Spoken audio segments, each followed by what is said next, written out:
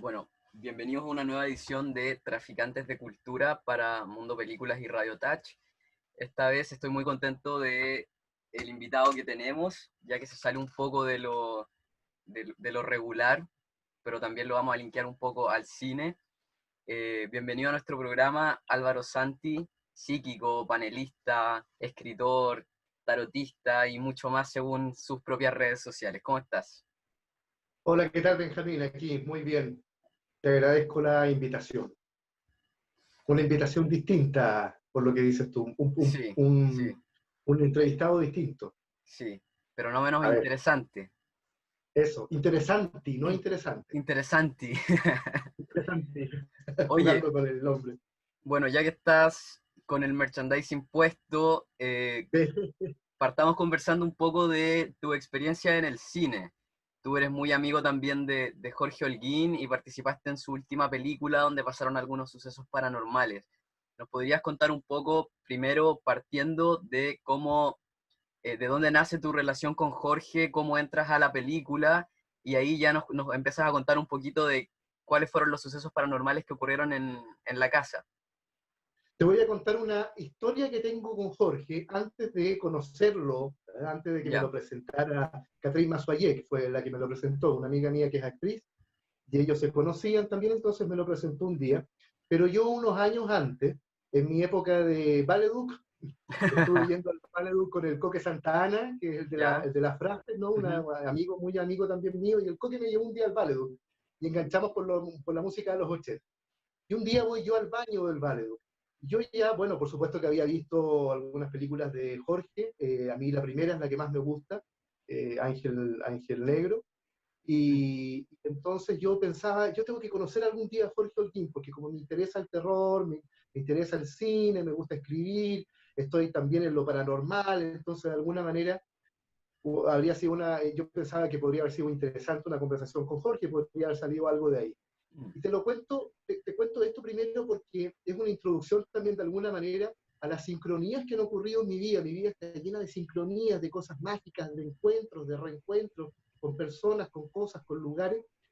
Y así se ha ido como tejiendo de alguna forma. Entonces voy yo al baño del Valeduc, eh, hago lo mío en el casillero, ¿cierto? Y cuando salgo, había alguien con una motoquera. Yo suelo usar Ujú. en invierno motoqueras, cazadoras, que me encantan. Y había alguien con la misma, casi la misma que tenía yo. Me llamó la atención y estaba tomando agua, estaba agachado. Y de pronto se levanta y yo como estoy detrás esperando mi turno, nuestras caras se unen, ¿no? Y esto que puede parecer medio romántico, lo que me tiene, que no es romántico para nada, yo dije, con eso, esas son como señales que yo voy captando. Y al verme así con Jorge, dije, nosotros nos vamos a conocer. Pero fíjate que no tuve no sé, la iniciativa de preguntarle algo ahí, de saludarlo, ni nada. No sé, ahí quedó. ¿Eh? Y claro, años después entonces me lo presenta Catherine Massoyer. Y un día Jorge me dice, Álvaro, yo estoy grabando La Mansión Dubois, grabo este domingo. ¿Tú has ido a La Mansión Dubois? Yo le dije, es uno de los pocos lugares en Santiago donde no he ido con canales de televisión. Estaba en muchos lugares. Y bueno, al final acordamos ahí un encuentro. Yo pensé que Jorge podía querer que yo colaborara en la película, haciendo algo para la película, pero nunca le pregunté nada, no quise. Y él nunca me dijo nada. Yo llego allá y entonces yo le digo, mira, me llama la atención una torre que hay acá en la casa, me gustaría ir a verla. Yo puedo ir, le dije, solo, recorrer el lugar, no tengo problema, pero si quieres me acompaña, le dije, por si pasa algo, ya me dijo. Subimos a la torre y ahí entonces yo empecé a sentir como unas taquicardias muy fuertes, ¿no? Y a él le pasó algo similar. Y cuando bajamos de la torre, porque él quiso bajar, porque se empezó a sentir muy mal, Ujú. la sensación que tuvimos los dos en los muslos fue muy extraño, fue como haber corrido cuadras y cuadras sin parar. Esa especie de, ¿qué es? Como un ácido lácteo, creo que se llama, no me acuerdo cuál es el nombre, que secreta en los músculos y que se produce un dolor, sobre todo al día Ujú. siguiente. Después de haber bajado una escalera caracol de aquí donde estoy en esta pieza, del suelo al techo, no más. Ahí nomás, ¿no? Muy cortita. Entonces, esas sensaciones fueron raras. Y después, bueno, ocurrieron otras cosas, ¿eh? Si quieres que te las cuente, porque hay fenómenos paranormales, cosas que quedaron registradas en la Ujú. película. Pero básicamente yo fui a hacer mi pega. Entonces, eso me gustó mucho. Él no me pidió que hiciera nada más que mi pega, y eso es lo que quedó registrado, entonces real. Lo que yo estoy haciendo ahí es real, no es actuado, no soy actor. Ahí quedó, la imagen quedó al principio de la película y quedó como escenas post-créditos que están tan de moda. Ujú. ¿Podrías contarnos un poco más de los sucesos paranormales que vivieron ahí? Bueno, a él le pasaron cosas en la casa, sin estar yo, y él eso lo comentó en programas de televisión, en entrevistas, pero cuando yo fui 2 días. Un día no grabamos, el segundo día grabamos. Y ese día que grabamos, yo le pedí a Jorge, igual le dije, Jorge, enciende las cámaras, mientras que yo no las apague, le dije, si puedes, trata de cambiar las baterías, pero no las apagues porque en cualquier momento pasa algo. Y cómo puede que no pase, también ocurre eso. Entonces en un momento nos estábamos trasladando desde un extremo de la mansión a otra, o de la casona a otra, y íbamos con parte del equipo técnico, íbamos con el guardia también de este centro cultural, ahora ya pertenece a la municipalidad de Quinta Normal, entonces es un centro cultural, tiene hasta una sala de cine maravillosa, subterránea. Y nos estamos trasladando por este pasillo, estaba la señora que hacía el aseo, y a nuestra mano derecha estaba la puerta que daba a una cocina, que era muy pequeñita, estoy pensando que era más chica que esta pieza donde estoy ahora, que es chiquitita, de departamento, así muy chica. Y estamos a punto de llegar a la entrada de la cocina y de pronto salta, esto fue sorprendente, una de las cosas sorprendentes que a mí me ha pasado grabando, saltó un bolso de la cocina y cayó a nuestros pies. ¿Eh? Cayó a nuestros pies y, y quedamos, bueno, las cámaras estaban apagadas, quedamos todos helados y la señora del aseo tomó este bolso, lo fue a dejar a la cocina, todo el rato diciendo, no, no, si aquí no pasa nada, si esto se cayó y no hay que alterarse, no pasa nada. Y todos nos miramos porque evidentemente el bolso había saltado, como si alguien lo hubiese lanzado. Yo fui a mirar inmediatamente la cocina, porque yo tengo mi grado de escepticismo con todo lo que he visto y además que trabajo en televisión. Así que tengo un grado de escepticismo también. A mí me han ofrecido galleteos, que yo he dicho que no, y eso han sido programas perdidos también. Entonces eso se da. Bueno, la cosa es que dentro de la cocina era muy pequeña, como te digo, el mueble donde estaba el bolso, según la señora, sí, ahí estaba el mueble, probablemente el bolso estaba ahí, pero si hubiese caído de ahí, habría caído dentro de la cocina, no habría pegado un salto hacia afuera, un Claro. movimiento muy extraño. Y no había nadie más en la cocina, no había hilos, no había cuerdas de piano, como en El Exorcista, cuando Nevita Lindabler, no había nada. Y entonces el problema es que no quedó registrado, pero sí quedaron registradas otras cosas, que son más como técnicas también, luces extrañas, algo que Jorge, que no recuerdo, siempre se me olvida cómo lo mencionó, él le dio un nombre, dijo, primera vez que me pasa esto, que era como una imagen intermitente con un color rojo, todo teñido rojo. Nunca me había pasado algo así. Conozco esto, me dijo, pero nunca me había ocurrido. Y eso fue justo en un momento en que yo estoy captando algo, digo, acá hay algo, y empiezo con arcada, hay un ruido, y se produce al mismo tiempo este problema técnico. Eso eso está al final de la película, así que la gente que no se pare del cine o que no la corte antes, cuando ya esté en plataforma. La película La Casa de Jorge Holguín fue adquirida por una importante compañía norteamericana ahora, para distribuirla a nivel mundial, ¿ya? Y va a estar también en importantes plataformas. Ahora, el 8 de octubre, va a estar en Sitges, el festival este de cine fantástico. Está, está participando ahí el festival, así que se vienen novedades. Más adelante, en plataformas, la película va a aparecer, porque estuvo anunciada en Onda Media, pero con esto como que se detuvo ese proceso. Y bueno, va a regresar entonces probablemente a principios del próximo año, puede que tengamos novedades, así que la película está ahí, está súper bien en ese aspecto. Oye, y ya que mencionabas al exorcista y este tipo de cosas, ligándolo un poco con tu trabajo, con las experiencias que has tenido, como mencionabas, tú también trabajas en televisión y sabes que hay muchas cosas que son ficticias. Bueno, un poco del trabajo que me mencionas ahora que hiciste con Jorge Holguín, no deja de darme un guiño, por ejemplo, a lo que hacían los Warren, por ejemplo, que tienen Claro. películas por ahí. Bueno, y el otro día nosotros también estuvimos conversando por teléfono, me contaste algunas cosas interesantes. en base a esto que finalmente termina retratándose en las películas, ¿cómo, cómo lo ves tú entre la realidad y la ficción, que de repente uno dice, no, eso como de la muñeca Anabel es como, uno lo ve como muy ficción, ¿cachai? Pero se supone que está basado en un objeto que de verdad estuvo poseído, y estamos llenos de cosas que de repente uno cree que uno como de repente es medio escéptico y dice, no, eso se cayó y pudo haber Claro, sido cualquier cosa, pero de repente igual hay como ciertos lugares, casas o situaciones que van generando sucesos paranormales. ¿Cómo lo ves tú desde tu tribuna, desde tu experiencia? Y cómo lo ves tú a la vez llevado al cine? ajá, sí.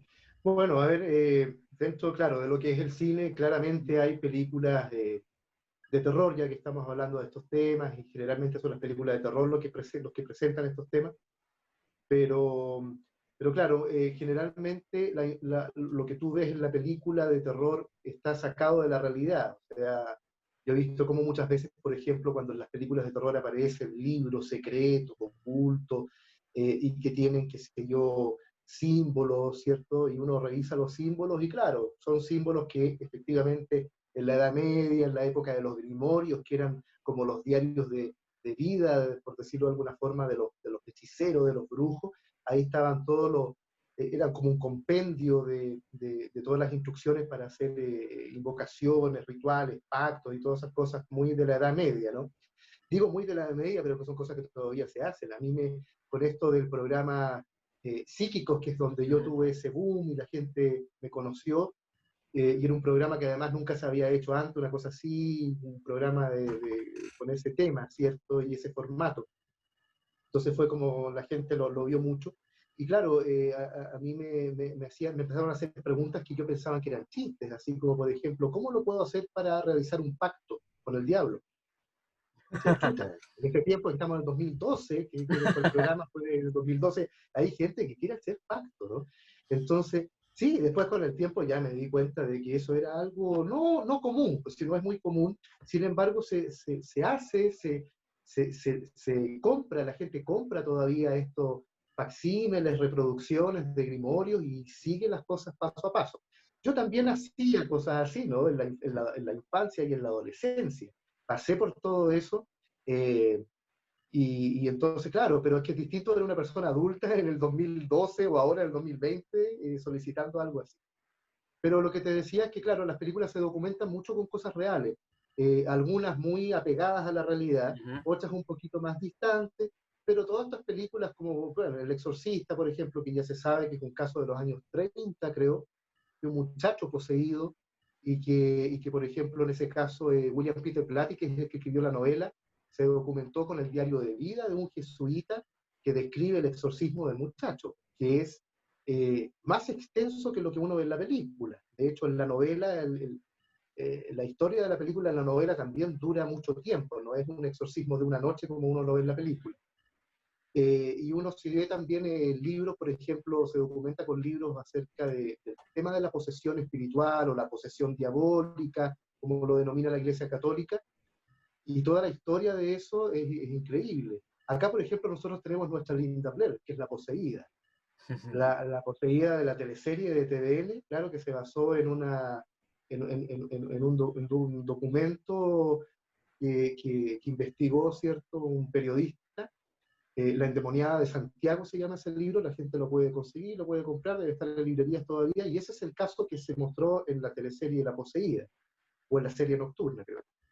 Y esa es nuestra Linda Blair, esa es nuestra Linda Blair porque es un caso documentado de posesión y descrito por psiquiatras. ¿eh? Hay un libro que me lo recomendó el doctor Feil y Hugo Cepeda, si no me equivoco, Cristian Contreras. El doctor Feil lo llevó un día a la hermandad, que es de un psiquiatra chileno y que se llama Psiquiatría y Demonios. Y en ese libro está toda la información de esta muchacha, ¿no? Que eran cosas impresionantes. O sea, uno ve El Exorcista y se queda chico en algunas cosas. Ella comía, por ejemplo, vidrio, botellas de vidrio, cosas de vidrio, se las tragaba, se lanzaba de un árbol, las posiciones típicas que son imposibles. Ella podía conseguir unas posiciones muy raras, ¿no? el sansonismo, que es como describe la medicina al exceso de fuerza, ¿no? La gente cuando está psicótica, que sacan una fuerza tremenda, y los poseídos también, y así, muchas cosas. Hay libros que yo leía desde que soy niño, leía esos libros. Me llegaban más libros de posesión y de ocultismo a mí que de tarot, que era el tema que más me interesaba cuando niño. Pero habían cosas que eran como raras, ¿no? O sea, como poseídos botando, por ejemplo, cosas extrañas, ¿no? Una cabeza de un cerdito de plástico. Bueno, claro, también está la posibilidad de que se lo hayan tragado antes. Eso también, sí. Porque también hay trucos también, y hay personas que son chamanes, pero que son charlatanes y que te hacen una serie de trucos, y si se puede igual escupir, qué sé yo, clavos, por ejemplo. Hay cosas así que aparecen en algunas películas, poseídos vomitando clavos. Pero bueno, es curioso el tema de la posesión. A mí me empezó a interesar desde la posesión psicológica, porque yo soy un convencido de que todos estamos poseídos por nuestra familia. Nosotros lo estuvimos conversando hace poco, Sí. y uno entonces vive una suerte de posesión psicológica cuando uno está en el vientre de la mamá. La información de la familia y la vida de nuestros familiares, por lo menos hasta los tatarabuelos, más atrás se pierde un poco, pesa sobre nosotros. Y hay personajes que quieren realizarse, que quieren despertar, que quieren renacer, ¿eh? Y me refiero solamente a un aspecto psicológico, no espiritual. O sea, ya cuando pasa lo espiritual, claro, hay una posesión de un espíritu, ¿eh? Y se vive de otra forma. Y yo mi novela, de hecho, la hice en base al tema de la posesión, que es un tema que me ha gustado siempre. La nueva. ¿Ah? La novela, la primera, porque en Ya. realidad está, claro, he escrito cuentos antes, pero esta es la primera novela, ¿sí? Es lo que estoy escribiendo ahora. Entonces Oye, tiene que ver con eso también, entre otros temas, tiene que ver con eso.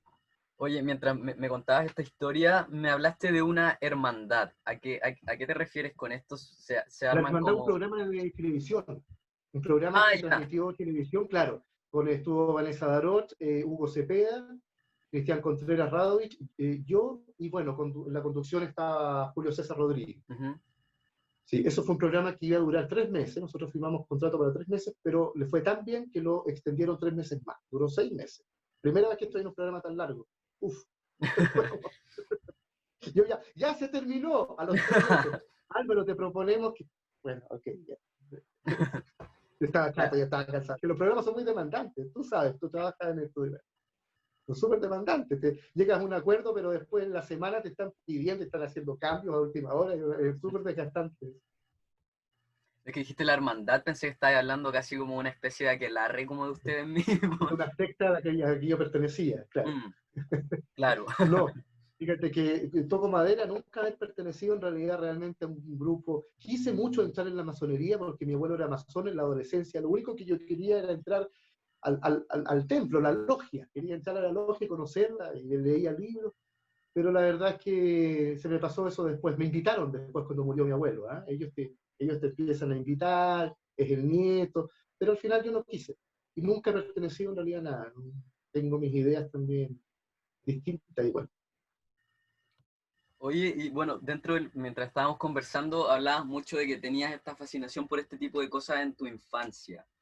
Sí, ¿Cómo, siempre. cómo despertó eso en ti y cómo lo llevaste hasta hoy que ya lo trabajas de manera completamente profesional? Sabes que no tengo idea, Benjamín, no tengo idea porque a mí me gustaría haber tenido una tía, una madrina, bruja, cartomante, alguien que le diera la bola de cristal, el té, no sé, pero no, no había nadie. Mi mamá tenía unas historias como de espiritismo en la adolescencia, quien no las tiene. Yo fabricaba tableros de Ouija en mi colegio, hacía, hacía sesiones de espiritismo en los recreos con mis compañeros en la sala multiuso, en un colegio del arzobispado de Concepción, un colegio católico. Claro, a mí me Oye, carga pero el colegio. pasa eso, siempre, como Bueno, jugando, uno de chico jugando a la Ouija, invocando imagínate, con la claro, carta del Joker del tarot, tratando de hacer como ese claro, tipo de cosas. sí, sí, justamente. Y ahí yo estaba fascinado en esa época de colegio, fíjate, con todas esas cosas no estudiaba, así yo repetí como 5 años. Me echaron, me tuve que ir a un liceo castigado, una especie de basurero social que hay ahora en Concepción, que es el Enrique Molina, que fue muy bueno en su época, pero después ya íbamos a parar todos los que nos portábamos mal. Pero pero claro, fue difícil en el colegio, pero fíjate qué loco, porque cuando hacíamos espiritismo aparecían muchos sacerdotes y aparecían muchas monjas, muchas religiosas que se describían, porque era impresionante. Mis compañeros pueden contarte cómo esto se movía, era una cosa, una velocidad. Tú le decías una palabra y te respondía inmediatamente, al tiro, no dejaba pasar un rato, nada. Agarraba la velocidad y así era hasta el final. Y entonces yo cada semana llegaba con una tabla ouija distinta, hecha en un cartón, pintada por mí, con otros diseños en base, qué sé yo, a diferentes temas. Y entonces, hace unos 3 años atrás, me encuentro con una fotografía antigua. Yo soy bien nostálgico y ahora con la novela he investigado mucho acerca de historia de Chile, porque la novela tiene muchas conexiones con eso. Entonces, me encuentro con una fotografía de una iglesia gótica que se llama Sacramentina, que en el año 60, para el terremoto en Concepción, se cayó y ahí construyeron mi colegio. Entonces, ahí yo digo, claro, bueno, era de monjas esto, ¿no? Y en mi colegio no andaban casi sacerdotes, era muy rara vez que aparecían sacerdotes, ¿no? Pero ahí yo digo, claro, probablemente esos son los que aparecían en el tablero Ouija, religiosas de ese lugar, ¿no? Una iglesia gótica fantástica, como las cosas que habían antes, que ya se han ido ya demoliendo y todo, pero con una torre increíble gótica. Entonces yo estudiaba en una iglesia gótica, todo maravilloso. Yo dije, esto tiene que estar en mi novela, así que también va a estar. Claro. Pero algo me preguntaste y me fui por otro lado yo, a ver, como para Sí, cerrarlo. no, te preguntaba que cuándo te habías dado cuenta, o sea, como que cómo empezaste a sentir como atracción por este tipo de cosas y lo llevaste Claro, a profesionalizar. no lo sé, fíjate, pero yo tengo una teoría, después ya con los años, entendiendo otras cosas, entendiendo estas herencias, por ejemplo, familiares, y cómo nos afectan a nosotros, cómo nos van configurando y a veces nos vuelven también una persona fracasada, ¿eh? A veces son prohibiciones de hacer cosas. Eh, Creo que lo que puede haber ocurrido, por los recuerdos que tengo, es que yo entraba mucho en conflicto con mi padre con esto. Mi papá era un personaje bien rígido, eh, con una visión más común de la vida, no con estas cosas más rebuscadas en las cuales yo me estaba metiendo. Entonces, si yo fui, esto más bien fue la cefalea de mi papá durante muchos años. Mi papá me decía, estudia, no vas a hacer nada en la vida, suelta ese tarot, esas cartas de gente ignorante, de gente de campo y todos esos prejuicios. Y yo, que siempre he sido un terco, ¿no? Defendí esto con uñas y dientes, siempre lo defendí, por eso lo hago hasta ahora, si no ya me lo habrían quitado ya. Y entonces, como mi abuelo era masón, pero mi papá tenía un conflicto con mi abuelo, no se sentía aceptado por su padre. Y yo aparezco entonces con libros de masonería, refregándoselos en la cara a mi papá, diciéndole, mira lo que me dices a mí, que no te gustan estos temas que hago yo, ¿cómo tu padre, mira, es masón, ¿eh? Y lee estos libros? Y este libro de masonería que yo tengo aquí lo escribió Oswald Will, que es un ocultista de otra época que también tiene su tarot, y yo tenía el tarot ahí, entonces era como, y mi papá me decía, no, esas son cosas como, no sé, el Club de Leones, los Rotarios. Yo fui Rotario cuando joven, me decía, y son club, y son de beneficencia, y qué sé yo, y se apoyan, y nada más. Entonces yo creo que en el fondo, fíjate, viéndolo transgeneracionalmente, podría ser una manera mía como de decirle a mi papá, de unir a mi papá con su padre, y si yo uno a mi papá con su padre, yo me doy a mí un padre un padre unido con su papá, ¿ves? Un padre menos enfermo, ¿eh? Menos conflictuado, un padre que siente que su propio padre lo aceptó. Si yo hago esto, ¿no? Pero yo creo que era un movimiento inconsciente que yo hacía. Para mí en ese tiempo era solamente mi tema, no era para hacer, no era así como te lo estoy escribiendo, para unir a mi papá con mi abuelo, pero en el tiempo creo que tal vez hice eso, porque uno va resolviendo cosas de la familia. Todas las nuevas generaciones se van haciendo cargo de los cachos que quedaron. Así funciona esto. Pero también reciben las soluciones de los que se resolvieron. Eso también es interesante. Interesante análisis y vuelta respecto al tema. De repente pasa, como que uno empieza a hacer análisis de cosas que no se da cuenta y tratáis de ordenarlo y se Claro, encuentran cosas interesantes. pero es una explicación, pero no encuentro otra. No sé, nadie, todos me preguntan eso, siempre me lo han preguntado, y más en las entrevistas de televisión es la primera pregunta. ¿De dónde nace esto? Porque claro, es una pregunta que uno se hace, ¿no? Pero sí, es raro. Hay mucha gente que tiene diferentes clases de experiencia. O sea, yo también tengo experiencias paranormales, por supuesto, y desde niño. Yo lo primero que vi fue a mi abuela, cuando mis abuelos de Curicó iban a vernos a nosotros a Concepción en los veranos, se quedaban a alojar en mi dormitorio. eh, yo los amaba, ellos eran muy religiosos, eran católicos pechoños, entonces ellos rezaban el rosario juntos. Eso era muy bonito verlo y yo tengo el recuerdo de eso. Pero cuando ellos iban apretando las cuentas del rosario, yo como niño veía esto y me daba la sensación que ellos iban apretando botones y entonces iban ingresando en una dimensión distinta, ¿no? En otra dimensión más que tenía que ver más con lo religioso y todo eso, con lo espiritual, y de pronto ellos se quedaban dormidos. Entonces yo decía, bueno, ahora ya entraron en la dimensión completamente, abandonaron este plano y están en otro estado.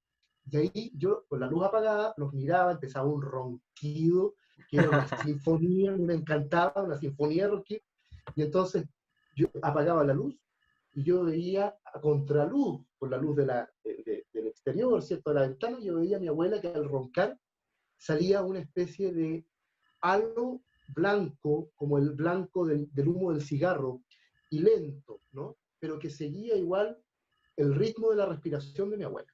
Es decir, ella botaba y salía esto. Inspiraba y entraba entonces esto. Y eso yo después lo empecé a ver en los animales, en las plantas, primero en las plantas, después en los animales. Me daba cuenta cuando un gatito iba a unirse con mi gata, iban a tener gatitos, porque les veía una especie de hilo transparente que los unía ya, ¿eh? Meses antes de que ocurriera. Entonces, esas fueron las primeras experiencias que tuve. Tuve mucha experiencia en el jardín. Por eso en mi cabeza tengo el título de la segunda parte que se va a llamar los protocolos del jardín. Yo en el jardín me volaba, fíjate, que me sentaba horas en el jardín y entraba en unos estados donde escribía cosas, fíjate, de repente. No era psicografía, no era una cosa automática directa, sino que me sentaba con un lápiz y un cuaderno porque me llegaban ideas, me llegaban cosas y yo las escribía. Y de pronto empezaron a aparecer instrucciones para realizar como pasos en el jardín. Y empecé a realizar esos pasos en el jardín. Y eso siento que fue como lo que abrió un proceso mío como de autodescubrimiento y desarrollo de ciertas cosas. Una vida extraña, siempre he sido un bicho raro, como lo dije para la revista Bea una vez. Siempre he sido un título mío en la revista Bea. Siempre he sido un bicho raro. Te volabais sin marihuana en los jardines. Sí, pues me volaba en los jardines de mi casa y en el colegio, después que ganas de haber tenido marihuana en el colegio y habría soportado todo eso. Yo digo que el colegio mío era un psiquiátrico tomado por los pacientes, que eran los profesores, los directores, toda la gente estaba loca, estaban locos, ¿no? Suele pasar. Oye, ¿y nos podrías contar un poco de este trabajo que haces tú y que también se vio mucho en el programa, que esto de que te llegan imágenes y como que vas descubriendo cosas en base al dibujo? ¿Nos podrías contar un poco más de qué trata eso y cómo llega o qué sientes como para que la gente pueda entender un poco más esto que Sí, se ve como tan lejano para los tan mortales? lejano. Sí, Sí, yo creo que esto es un todo, ¿ah? Es un todo que de pronto es como que yo soy bien caótico para hacer esto y no tengo mucha estructura para hacer esto. La gente a mí me pregunta, ¿qué vas a hacer conmigo cuando vaya a tu consulta? Y no tengo idea. No lo sé. ¿Qué me vas a leer? No tengo idea.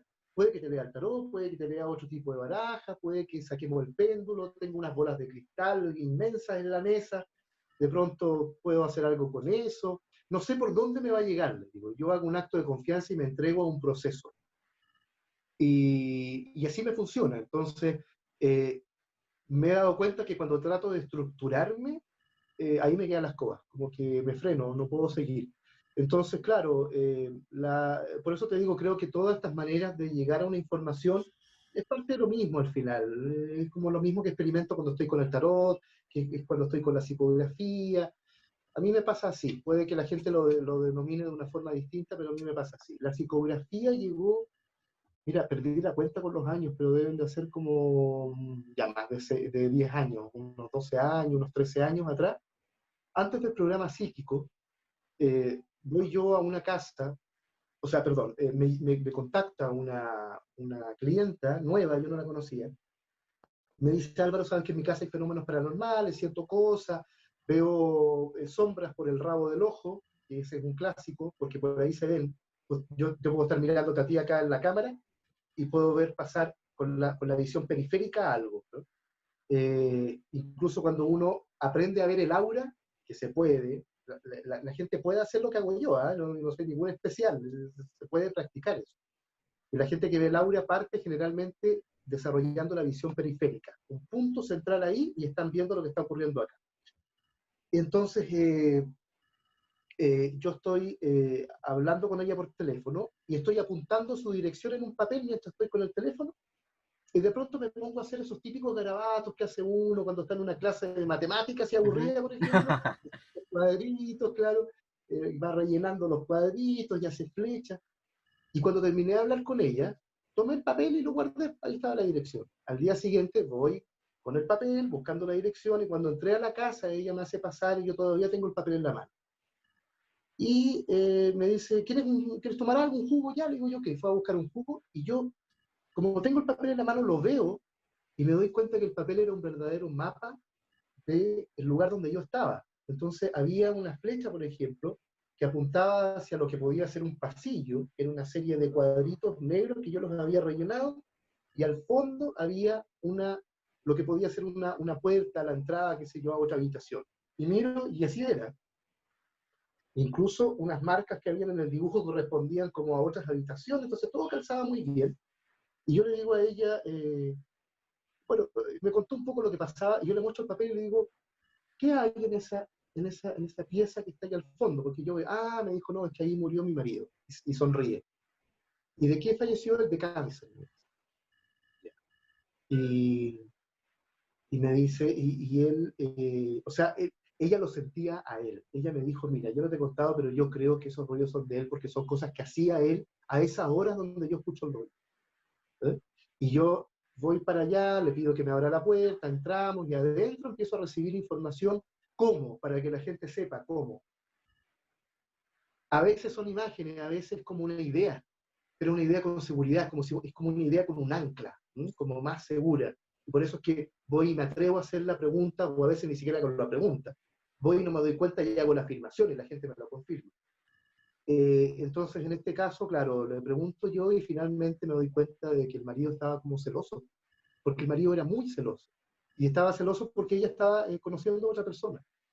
Y ella sabía esto, pero no me lo había contado a mí, pero tenía la impresión. Entonces, cuando yo empiezo a sentir cosas, se las digo, empiezo a comprobar. Y es ahí donde esta cosa se pone ya, donde tú te das cuenta de que estás como acertando, porque ya no es una cosa de casualidad que ocurre una vez, sino que tú sientes algo. A mí me tocaba ir por programas de televisión, La Hermandad misma. La gente lo puede ver, esto está en YouTube, este capítulo. Fui a un departamento por ahí, por 10 de julio, San Diego, por ahí, cerca de Mata, y había una persona que sentía la presencia de un niño adentro. A mí nunca me dijeron que era un niño, me dijeron que la dueña de casa sentía una presencia, eso era todo.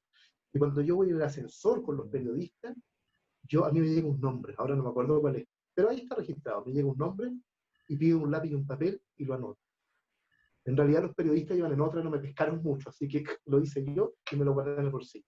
Cuando entro, hablo con la dueña de casa y ella me empieza a contar la historia y me dice, tengo la sensación que es un niño. Yo me saco el papel, perdón, ella me da el nombre primero. Y me lo da porque su hijo, chiquitito, lo vio y le dijo que se llama de esta forma, sin saber cómo el niño. Y yo me saco el papel del bolsillo y le digo, mira, esto lo acabo de escribir en el ascensor, le dije yo. No te estoy mintiendo, pregúntale a los periodistas. Entonces, ahí uno dice, claro, muy bien, uno te van dando un feedback y uno dice, claro, va bien, esto que estoy preguntando, por algo lo estoy preguntando. Y pueden salir cosas impresionantes ahí con eso. La respuesta larga. No, que es interesante. Si fuera fome, te creo. Claro. Oye, y bueno, en base a esto, me imagino que quienes nos están viendo tendrán muchas preguntas de gente que de repente le han pasado cosas. Y aquí me nace preguntarte cuál es tu percepción de la vida y la muerte, porque te has encontrado con situaciones como esta, fuera o sea, fuera de la creencia religiosa, del cielo o el infierno o ese tipo de cosas, te pregunto a ti en base a tu experiencia, ¿cómo lo has vivido? Porque de repente uno dice, bueno, tú sabes, por ejemplo, mi abuelo falleció hace poco, entonces de repente uno se piensa, no sé, mi abuelito estará con mi abuelita ahora, o con mi perrito que murió, y uno como que generalmente en la Tierra como que como que los seres humanos como que tendemos a pensar que hay otra vida como una suerte de consuelo, como de Claro. pensar, no sé, ahora mi abuelita está bien, está descansando, está con mi abuelita, está con mi perro que murió, y, y uno piensa esas cosas, pero de repente hay como gente que queda como en este mismo, como que queda aquí en el mundo, o, o otros que se van al infierno, no sé, o que están en el Claro. purgatorio, etcétera, y estas creencias que generalmente son como más católicas, por decirlo de cierta forma.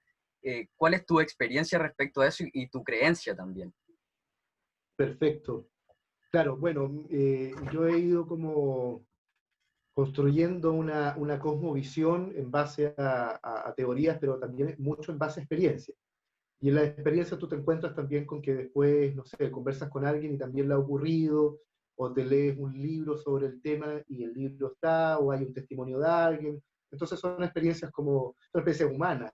Eso es importante partir por ahí, ¿eh? Son experiencias humanas, porque hablamos de lo paranormal como si Ujú. correspondiera Claro. a otro planeta, pero en realidad son cosas que nos ocurren a nosotros.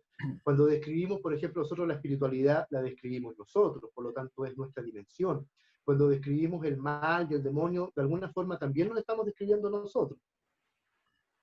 Entonces eso como que se ha olvidado un poco. Hay gente que no lo entiende de esa manera y que cae de pronto en cosas que son un poquito más entre antiguas y entre infantiles también, ¿eh? Porque hay una visión muy infantil también. Lo que tú acabas de decir, el cielo, el infierno. Entonces si me porto bien parece que me dan una galletita en otro lugar y es un lugar que es aquí y es allá y es bonito y hay que jugárselas para poder llegar, lo cual también deja al planeta Tierra como un infierno. Bueno, se comporta como un infierno, sí, pero la, claro, la idea es, yo he escuchado a gente decirle, sí, señora, que su hijo está en un lugar maravilloso, sin considerar que la señora se quiere ir a ese lugar maravilloso para estar con su hijo y para salir de este infierno. Entonces, ahí yo no estoy de acuerdo, yo pienso de que hay que intentar construir ese Edén acá, aquí y ahora, o sea, no esperar una cosa eh, que está idealizada muchas veces, Claro, que no sabemos si está. y que no sabemos realmente si está. Yo insisto, claro, yo puedo hablar de mi experiencia y puedo hablar de teorías, pero no Ujú. puedo tampoco comprobarlo a pesar de que en los contactos se comprueba de alguna forma. ¿Eh? Es increíble lo que ocurre en los contactos mediúmnicos, a eso me refiero. La gente ha conocido lo que yo hago con ese otro lado por programas de televisión, pero sobre todo hace como un año atrás a mí me empezó a ocurrir, tú lo puedes ver, la gente que nos está viendo ahora también puede ver eso, puede revisarlo. Me empezó a ocurrir que yo entraba a Instagram y sentía como que me llegaba una información. Al principio no la tomaba mucho en cuenta, pero después le empecé como a prestar oreja psíquica, por decirlo de alguna forma, y apuntarlo, escribirlo, y me daba cuenta que eran mensajes que estaban dirigidos para las personas que estaban ahí, mis seguidores en el fondo. Y entonces me llegaban caras y dibujaba retratos con lápiz, ¿no? Dibujaba retratos, los publicaba con el mensaje que me llegaba a mí, donde había nombres incluso, a veces iniciales, a veces nombres completos y hechos concretos de la vida de esa persona que estaba muerta. Entonces, claro, empezó a llegar gente y me decía, Álvaro, me parece que es mi abuelo. Yo le hacía preguntas, me decía, no, no, entonces no es tu abuelo. Después llegaba otra, me da la sensación que me estaba hablando de mí, y hasta que al final, claro, me mandaban las fotos, y tú puedes verlo en Instagram. Hay algunas que a mí me impresionan, porque tú ves el retrato, ves la foto, es lo mismo, y los datos calzan y la gente comprueba todo. Y los mensajes a veces son súper claves, son cosas así como, cuidado con esto, y la persona está en eso. ¿Eh? De cuidado con una mujer con tal inicial, con tal, porque está planeando algo y la persona se da cuenta, sí, estoy con un conflicto con una persona así, y sí creo que me puede hacer eso. O a veces pasa que también, ay, bueno, veamos, y ocurre. ¿Eh? Entonces, claro, todo eso a mí me va comprobando de que hay realmente, no es mi cabeza, no es esquizofrenia, todo esto no tengo diagnóstico de esquizofrenia, soy medio esquizoide porque ermitaño y eso me hace ser de perfil esquizoide, pero eso no es ser esquizofrénico ni psicótico ni nada de eso. Entonces, yo creo, yo sé, lo voy a decir también por experiencia, ¿eh? por vivencia, una cosa nuestra, porque es vivencia, que nosotros estamos conectados desde antes. Es más, yo veo que nosotros como humanidad somos una sola pieza. Nosotros en este plano estamos fragmentados y separados. Tú eres tú tienes tu nombre, tienes tu vida, yo tengo la mía. Hemos desarrollado historias distintas, venimos de familias distintas, pero son diferentes árboles que están dentro de un bosque donde está lleno de árboles. Entonces, yo creo que eso es súper importante ir tomando conciencia de eso, porque uno va como ampliando su percepción. Entonces, yo soy santiaguino, antes fui penquista, ahora soy santiaguino, tengo otro cartel, soy chileno, soy terrícola, pero eso me hace planetario, y soy cósmico también, porque estoy en un contexto cósmico. O sea, yo estoy parado en un pedazo de tierra que está en un contexto cósmico. Entonces, ¿por qué yo soy chileno? Y yo creo que ese es el gran problema que hay ahora, justamente que nos olvidamos que nosotros como humanidad somos una sola energía, somos parte del todo. Si al todo le sobra algo y tiene otro departamento, ya no es el todo. Entonces estamos hablando del todo, en el todo está el todo. Nosotros somos fragmentos del todo. Entonces, cuando hablamos de vida y muerte, a mí me ocurre eso. Creo que cuando uno nace, uno ya está acá de alguna manera, ya está conectado con eso. Lo que pasa es que empiezas a tener una identidad personal hasta cierto punto, porque no es muy individual tampoco. Como lo decía yo al principio, tiene que ver con la cultura, con la sociedad, con la familia. Hay gente que se muere sin haber conocido una punta del iceberg de lo que son, siempre creyendo que, bueno, soy abogado, papá abogado, hijo abogado, abuelo, nieto, todo abogado. Todos Juan, todos Juan. En esta familia, todos católicos, todos orejones, estamos orgullosos. Son feas las orejas, pero pertenecemos a un clan. ¿Viste? Entonces, ese fenómeno se da. Así que yo creo que cuando uno muere, no hay muerte realmente. Es lo que se ha dicho ya, que ya es cliché, ya, ¿cierto? Es un proceso. Es como nacer. En el tarot es así. Tú revisas los arcanos del tarot y aparece una cosa muy loca en el tarot. Hay un arcano que es muy temido por la gente, ¿cierto? Que es el que la gente lo llama la muerte, que antiguamente, si tú te das cuenta, todas las cartas tienen un nombre abajo, mira. ¿Ves? El Lemat, es el loco, l'amoureux, el enamorado, tienen nombres en francés. Pero esta no tiene nombre, como si hubiese cortado con la guadaña su nombre. No cuenta con nombre. La única carta de tarot que no tiene nombre es la que le llamamos la muerte. Yo le llamo el arcano 13 o el arcano sin nombre. Son 22 cartas los arcanos mayores, el paquete se divide en dos. Entonces, imagínate que esta es la número 13. Si el tarot consiguiera la muerte como fin, y se acabó, no sería el número 13, sería el número 22, 21, 22, que numerados son 21, por eso digo 21. Entonces quiere decir que después de esto viene todo un proceso. ¿Ves? Entonces la muerte es una transformación como de oruga mariposa, es otro nivel de conciencia, es lo mismo que ocurre cuando uno nace. Entras a otro nivel de conciencia, pero algo queda en ti. ¿Ves? Cuando uno se concibe como ser individual, uno muere, porque Benjamín va a morir, Álvaro va a morir, esto se va, esta marioneta, que como decía al principio, también es manejada por muchas personas detrás, esta marioneta se va a desintegrar, pero si yo me concibo como ser colectivo, es decir, somos la humanidad, no soy Álvaro, entiendo que soy Álvaro, sí, claro que sí, desarrollo mi individualidad, claro que sí, la protejo, la defiendo, protejo mis límites, claro que sí, pero siempre con la conciencia de que hay en otro nivel de comprensión de esto, es más amplio. Entonces, si soy ser colectivo, no me muero. El que se muere es el individuo. Eso es lo que pienso yo de vida, de muerte, y también lo dicen, fíjate, los familiares, la esencia, la energía, el espíritu de los familiares, muchas veces ese es el consuelo que le dan a sus familiares. Es imposible que nos separemos, es que siempre estamos vinculados, le dicen. Entonces, Porque la pregunta es, ¿dónde está? ¿Está bien? ¿Está conmigo? ¿Sabe lo que estoy haciendo? Siempre está ahí. Psicológicamente, para nuestro inconsciente, nosotros somos 90% inconscientes, 10% consciente, nada más. El inconsciente, dijo Freud, 90%. Para el inconsciente la muerte no existe. Igual que en el tarot.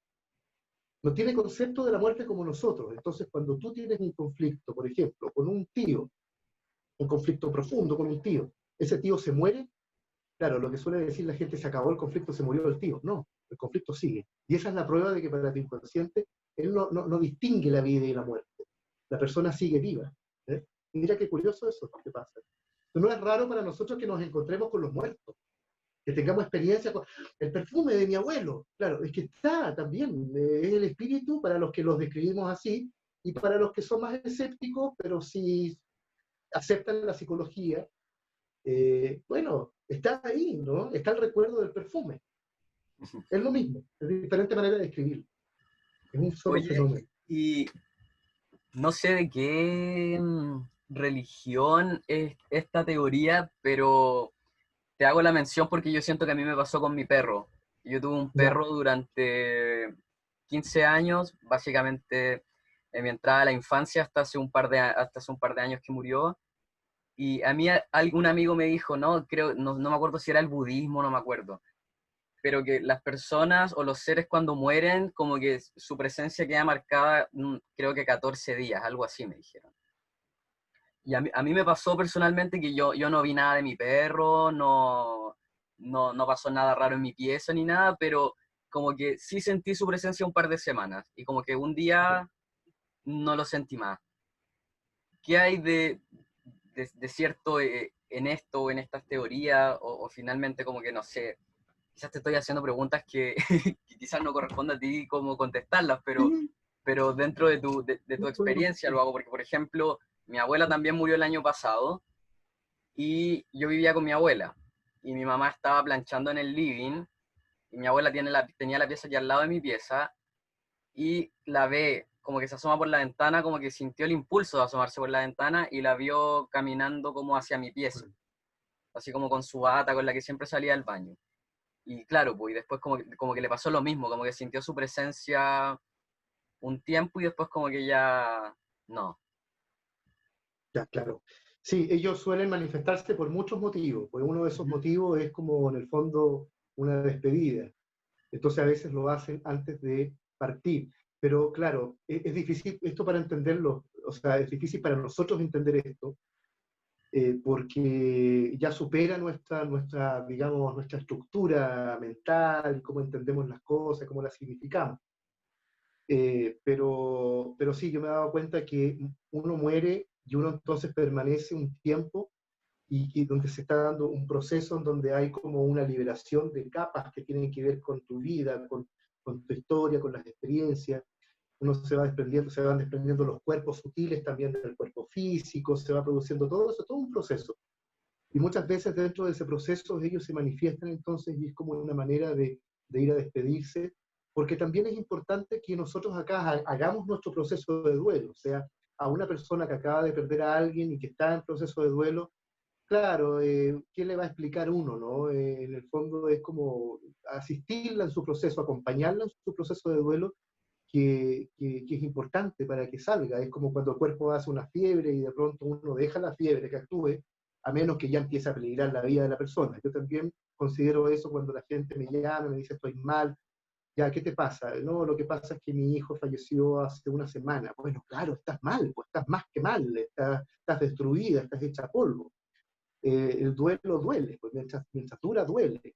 Eso es un dolor que tiene muchas fases, muchas etapas, muchos niveles de rabia, de negación, de depresión, de aceptación finalmente y liberación. Y a veces la gente quiere al tiro un contacto mediúnico. Y claro, yo lo que hago es esperar unos 6 meses para dejar tranquila al ser que partió, que está haciendo su proceso, Ujú. que no sé con exactitud cuál es, pero lo que me llega a mí más o menos es como eso, un desprendimiento, un resolver cosas con familiares, vivos y muertos, y todo eso. Eh, y también, como te digo, claro, ahí está esto de que esto le sirve también a la persona, porque 6 meses ya tiene más posibilidad de desarrollar su duelo a la persona que queda viva.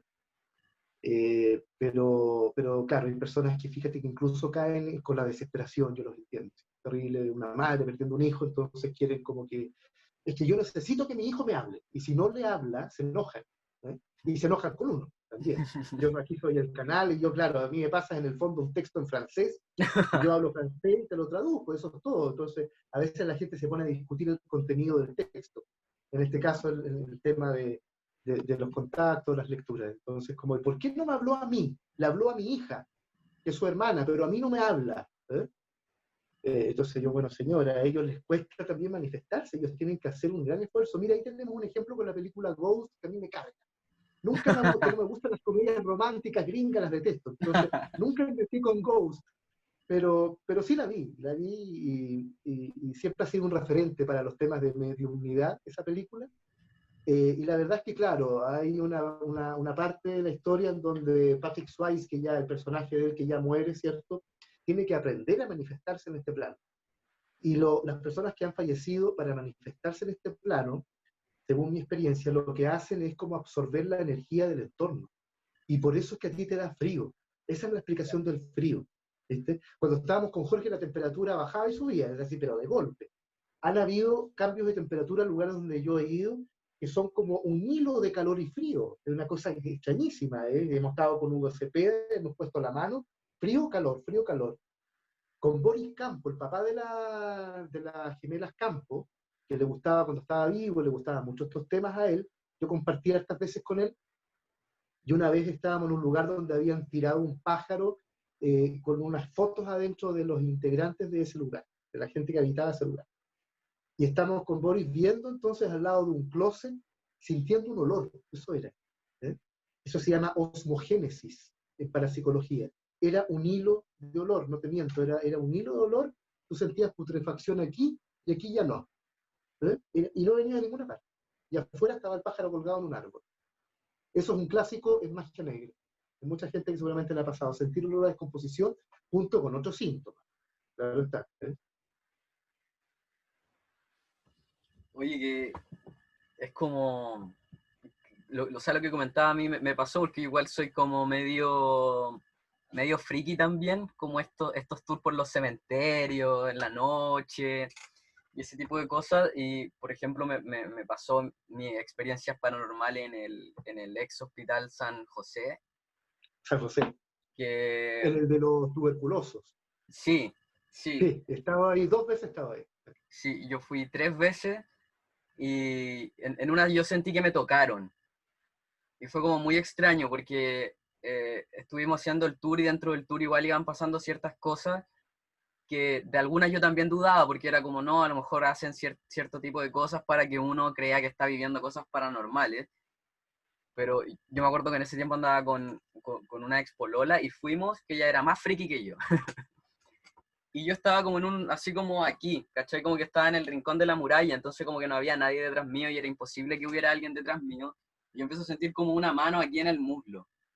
Ya. Pero era como raro, porque era como una mano, pero no una mano. Y como que yo sentía que algo me tocaba y se me durmió la pierna entera. Y me pasó Ya. como 3 veces. Yo dije así como, ya debo estar como friqueado nomás. Y como que a la tercera le digo al loco, el César Parra, si no me equivoco, el que estaba César haciendo. Parra, sí, sí. Con él trabajamos en la hermandad también, Y como periodista. le dije, oye, es que sabéis que hay como que hay algo que me está tocando la pierna, pensé que estaba como friqueado, pero ya es como la tercera vez, ¿cachai? Y creo que el lugar era como donde quemaban a las guaguas. Ya, el crematorio del hospital. Sí. Y nos pasó que ahí también estábamos, como que en una empezamos a caminar y eran como puros escombros, como que uno bajaba así como que podía ir hasta matarte bajando a ese lugar. Y me acuerdo que eh, estábamos como los últimos en el grupo, estaba yo con mi polola y había otra pareja al lado de nosotros y era como, estábamos todos así como, sentís que hay alguien atrás de nosotros, ¿cierto? Y como que sentíamos que había alguien atrás de nosotros y se sentía como helado, pero nosotros mirábamos y alumbrábamos y no se veía nada. Y pasábamos como por este tipo de cosas que comentabas tú, por eso me acordé que era como de frío, calor, cosa que no me pasó en el cementerio general, o sea, no mentira, Sí, bueno, el general, que era como de noche, hueveando entre las tumbas y como que no sentí nada a diferencia de lo que sentí como en ese lugar, que eran como estos cambios de temperatura medio extraños, o que de repente como que te venía un bajón de cuerpo, así como que te helaba ahí como por dentro, o te Ah, subía la claro. temperatura y como que quedaba ahí así como medio friqueado. Sí, a mí me pasó en el ex preventorio de los tuberculosos, ahí donde estás diciendo tú. Yo lo que suelo hacer, como te contaba, es pedir que me apaguen todas las luces y hago Ujú. un recorrido completo por el lugar solo. Algunos dicen, no, pero ¿cómo? No te da susto y todo, pero es que es la manera que tengo yo de tomar contacto, voy con mi libreta y voy anotando cosas. La Ya. verdad es que en ese lugar sentí una angustia muy fuerte, que es como un poco la angustia que yo suelo sentir cuando he ido a ex centros de tortura, a lugares que se han ocupado como centros de tortura, que ahí es donde he sentido es una sensación, es tan desagradable lo que de repente siento en ese lugar, estando también, imagínate, una vez hice una psicografía encerrado, solo, caminando igual, tétrico eso, ¿no? Caminar por lugares que han sido centros de tortura, donde incluso ves cómo están los hoyos donde ponían los cables. Y yo entré a una especie de sótano donde la gente la metían desnuda y les metían corriente, les hacían perder la noción del tiempo. Y es un lugar así, pero, o sea, para una persona es incómodo. Yo tuve que agacharme para entrar y ahí hice la psicografía y claro, como te digo, las sensaciones son muy desagradables y en el preventorio tuve también muchas veces en el pasillo unas sensaciones de angustia que estaban como mezcladas con dolor, con padecimiento, con sufrimiento. ¿Sí? Y en los cementerios, una vez fui en dos oportunidades estuve en un cementerio que queda en San Francisco de Mostazal, que es un cementerio donde hay una familia que vive al interior del cementerio y que son los cuidadores del cementerio. Un matrimonio con dos hijos chicos, ¿eh? Ahora están más grandes ya. Es impactante porque tú estás en la cocina, abres la puerta de la cocina y tienes una lápida a 1 metro. Ese es como el jardín de los niños. Y ahí parte el cementerio, que es un cementerio grande hasta el fondo. Entonces ahí también me pasaba el tomar contacto, fuimos con, con 2 programas de televisión, en 2 oportunidades, y en la primera vez yo le dije a él, le empecé a describir a una muchacha, le di el nombre, le dije cómo había sido el accidente, él no me decía nada, porque él es como el sepulturero en el lugar, ¿eh? Todo esto. Y de repente me dijo, mire, te voy a llevar a un lugar. Me llevó a pasos de ahí donde estaba yo, y me mostró la foto, y yo dije, ella es, y me dijo, ella fue enterrada hace 1 semana. Y todo lo que tú me estás diciendo es así. Es tal así que yo me voy a comunicar si tú me das permiso con los familiares para dar mensaje, me dijo, porque el papá está destruido, me dijo, destruido. Y, y sigue viniendo para acá, me dice, si la ve, viene casi todos los días a ver.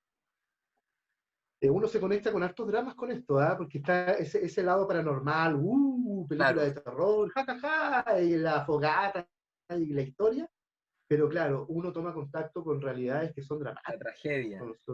sí, Mm. y uno se conmueve. Sí, A pues, veces los canales de televisión también empiezan los periodistas claro. que van con uno, que sé yo, claro, pero pueden tener, pero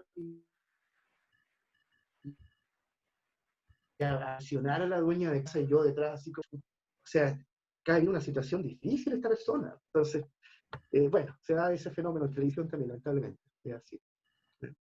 Tengo mis quejas yo con la tele, y cuando tengo la oportunidad las tiro. No, está bien, no, si se pasan. De hecho, ahora con la pandemia también ha pasado, todo haciendo festín de la gente que no tiene que comer o ese tipo de Imagínate, cosas, así todo que... claro. Uf. Oye, lo otro que quería preguntarte, que también me parece interesante respecto al trabajo que haces tú, es el método que tú utilizas en el tarot, al que llamas o llaman el método óptico. ¿Nos podrías contar un poco de qué trata esto, ya que entre medio de la conversación también mostraste tus cartas? Mira, estas cartas que son, a ver, parece que son no, que son las que saqué para, no las elegí pensando en esto, sino que son 3 cartas que estaban acá, porque había sacado cartas para buscar el arcano 13, de hecho ahí está. Fíjate en estos monitos aquí, van a salir al revés, a lo mejor, no sé.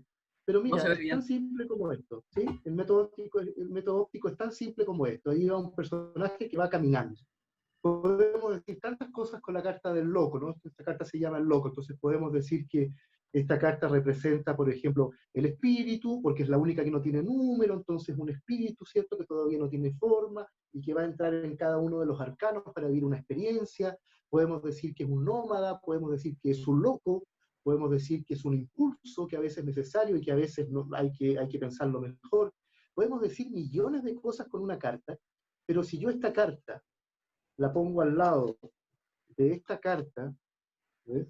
Que es el arcano 13, estábamos hablando recién del concepto de la muerte y todo eso, pero si yo solamente veo los monitos sin saber nada de tarot, y veo esta por último, que es el enamorado, donde hay gente que está reunida, yo podría fácilmente crear una historia acá, y podría decir que este personaje eh, se dirige a un lugar físico en donde va a hacer aseo, con esa guadaña escoba que tiene ahí donde está como barriendo el suelo, la hoja seca que está ahí en la carta, porque viene una fiesta, ¿ves? Y se va a reunir la gente. Eso que muchos tarotistas en este momento deben de estarse rascando a urticaria y decir, pero ¿qué está haciendo, no? Pero hay que considerar que el tarot es un conjunto de imágenes. La gente se ha olvidado de eso. La gente lo que hace es memorizar un par de significados que saca de un manual, se los atribuye a la carta, y con eso va uniendo y va armando frases, ¿no? Pero no tiene una experiencia directa con el tarot, no mira el tarot, o si lo miran, van y le proyectan al tiro un significado, nos cuesta mucho mirar. Fíjate que yo estoy retomando un proyecto que tengo con un colectivo de artistas. Esto, una fotógrafo artista me contactó y me dijo, Álvaro, quiero hacer un proyecto con el tarot. Y me gusta tu visión, me dijo, entonces podríamos reunirnos con otros artistas. Ay, mira, hay bailarines, transformistas, escultores, tipógrafos, fotógrafos, actores, hay de cineastas, de todo, ¿no? Entonces la idea es que cada uno, mirando la carta que le toca, queremos hacer el mazo completo, la observa y proyecta algo, ¿no? En la composición de la carta, en la forma que tiene, lo que está haciendo. Mira esto, por ejemplo, como aquí eh, hay oros ordenados, ¿no? Pero hay uno que surge aquí al medio y que se está destacando. Entonces, entre un grupo de cosas se destaca uno, el elemento. Ahí ya tienes un concepto.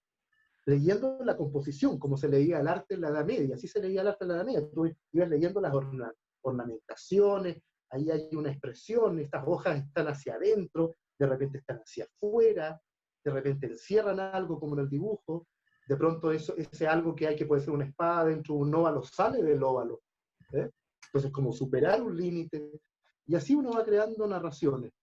Eh, el tarot, la parte esotérica del tarot, parte recién en el siglo XVIII. Las primeras barajas que uno conoce, que nosotros conocemos, son del siglo XV. Es decir, que la tradición esotérica que nosotros vemos en la mayoría de los manuales, los cursos y todo, cuando te dicen este es el arquetipo de no sé cuánto, no es un arquetipo, es un dibujo, pero podemos querer verlo como un arquetipo, y así va a funcionar. Como uno lea el tarot, le va a funcionar a uno, está bien, pero uno puede llegar con un tipo de método hasta un límite y con otro puede sacar más información. Esto está lleno de repeticiones ópticas.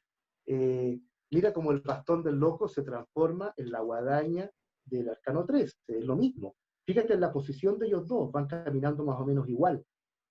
¿Ves? Entonces, ¿qué tiene en sus manos? Él tiene un bolsito, una mochila como el Chavo del Ocho y tiene un bastón. ¿Ves? Entonces, va viajando, va avanzando, va caminando, de hecho, con zapatos rojos activos. ¿Ves?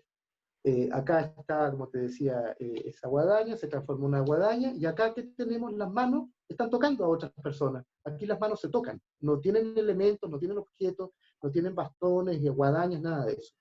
Entonces pasamos de usar un bastón y una mochila, voy avanzando, después esta guadaña que barra el suelo, como te decía, puede ser un aseo, o puede ser remodelar un lugar, y después tenemos gente que las manos las está usando para tocarse, entonces hay gente reunida. Eso es el método óptico, ¿no? Entonces, en este proyecto que estoy yo, que lo estamos retomando después de un par de años, donde está Íñigo Urrutia, hay gente conocida también, está la hermana de Jorge González también.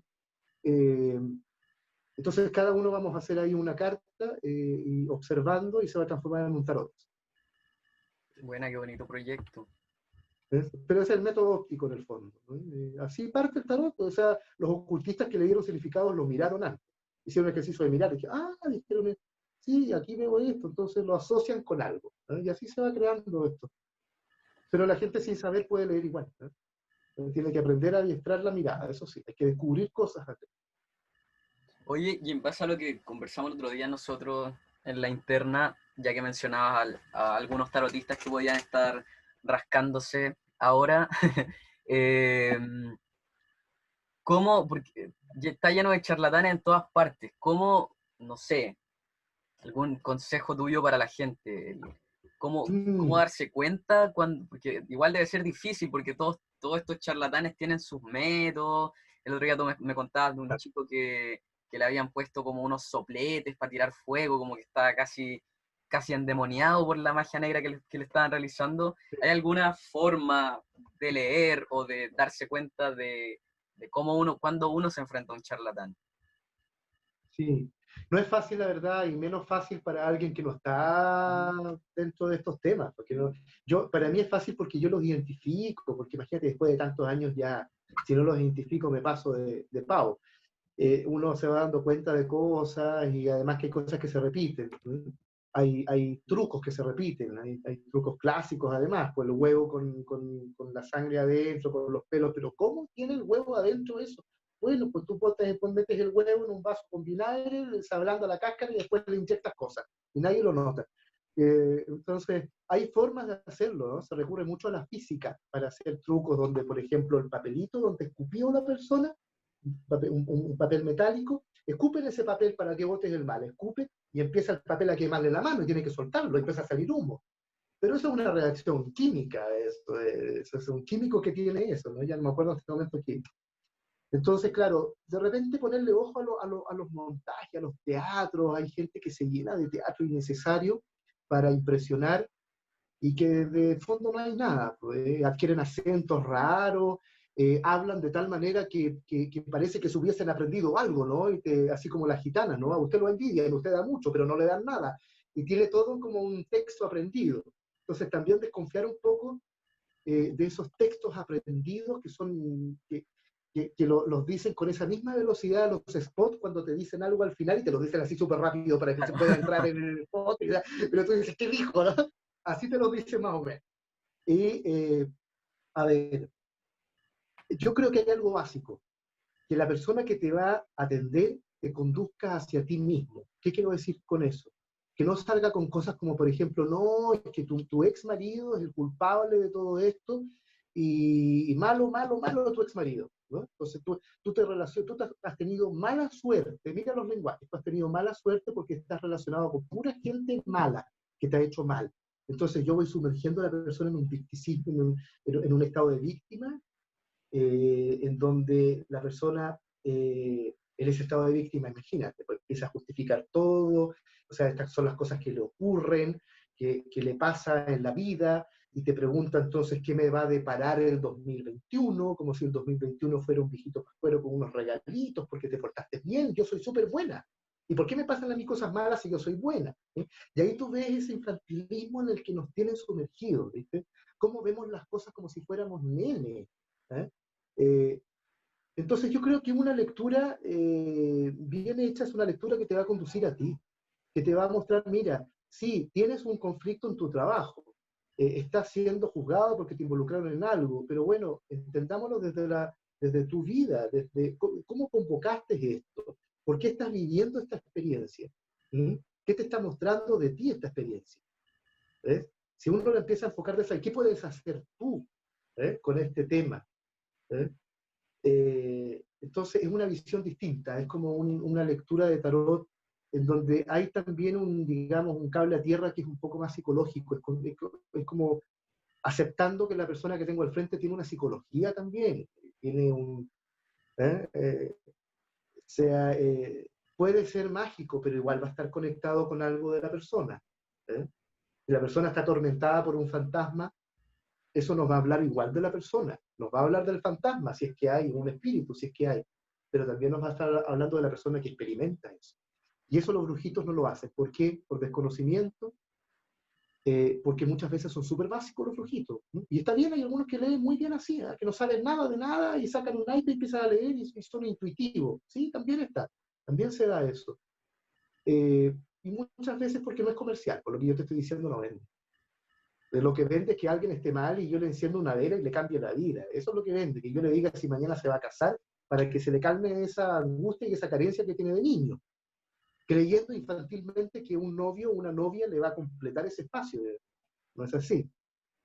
Hace poco alguien me ponía el ejemplo de Jerry Maguire, un cliente, por otra cosa, ¿no? Yo le decía, esa película que tiene un final que, you complete me, ¿qué es eso? Tú me completas. Yo no soy capaz de completarme solo, necesito que otro me complete. Entonces me emparejo para resolver un vacío. No, la gente se une para acompañarse en un proceso de crecimiento, idealmente, no para llenarse, ¿no? Entonces, cómprate una hamburguesa para llenarte, ¿no? Oye, Entonces hacer eso, un que par de los preguntas busques a ti mismo. antes de hablar A ver, de la literatura y la escritura.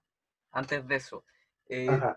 si nos puedes contar un poco como para volver a un tema más cinematográfico, si nos puedes contar un poco la experiencia como más aterradora que te ha pasado en tu carrera, como al ir a lugares. Sí, eh, chuta, hay varias. A ver, por ejemplo, no sé si aterrador, pero son cosas que a uno no dejan de llamar la atención, porque además no lo ves todos los días.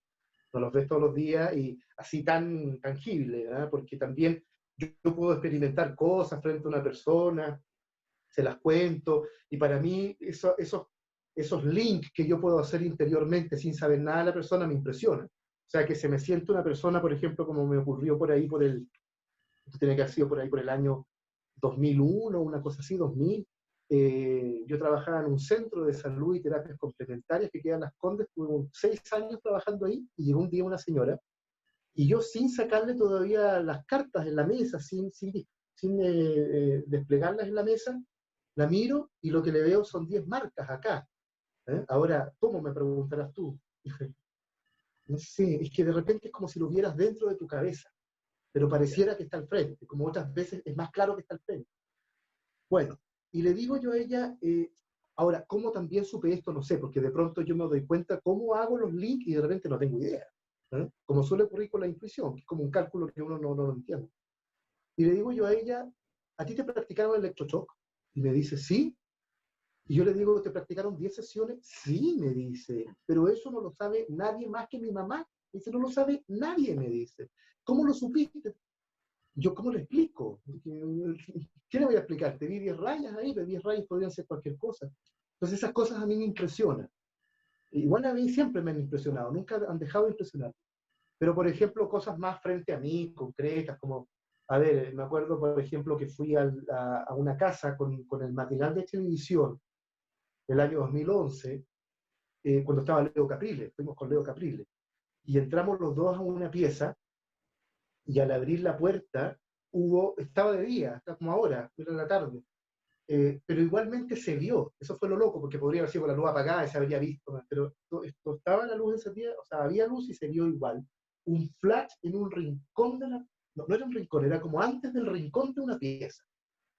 Fue Leo Caprile, yo iba detrás, y las cámaras yo las tenía detrás, no habían cámaras adentro. Él abre la puerta y hasta tuvo un sonido, y ese sonido fue interior. No fue un sonido de afuera, pero fue interiormente yo sentí, y él también sintió una cosa así. Y yo, o sea, esto fue en un segundo, ¿no? Y lo quedo mirando, él me mira, se da vuelta, me mira, yo lo miro y le digo, ¿viste lo mismo? Sí, me dice, ¿qué viste? Le digo yo, una luz, sí.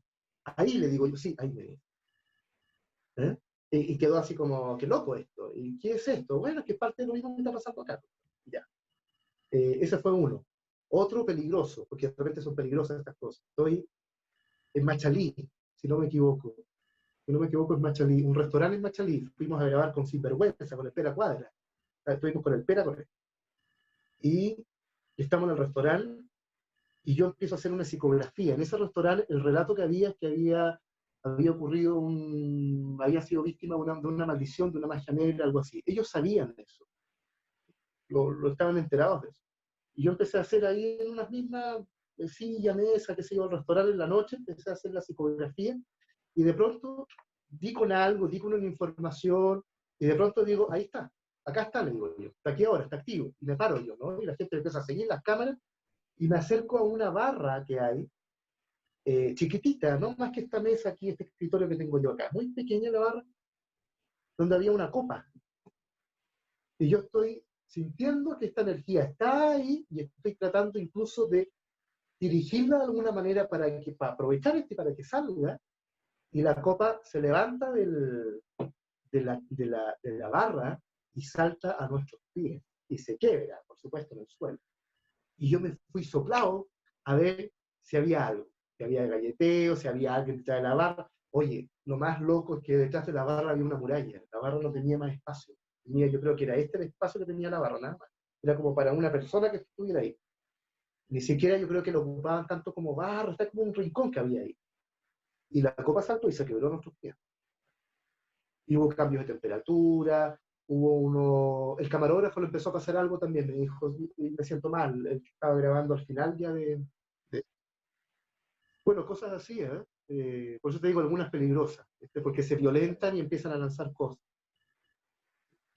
Oye, ¿y alguna historia como la que me contaste el otro día, que pareciera ser algo aterrador y terminó siendo un fake?